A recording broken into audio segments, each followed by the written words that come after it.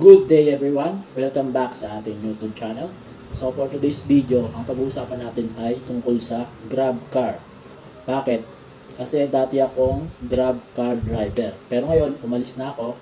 Kaya i-share ko sa inyo yung aking experience ng halos 2 taon sa Grab car as driver operator.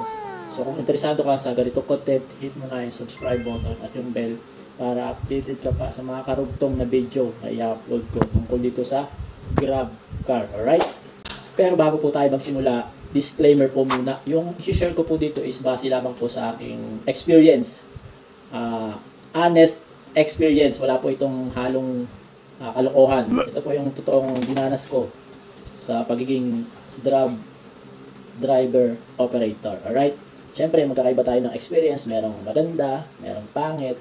So, i-share ko sa inyo at kung bakit ako umantong sa pag-alis na. Alright? Let's go!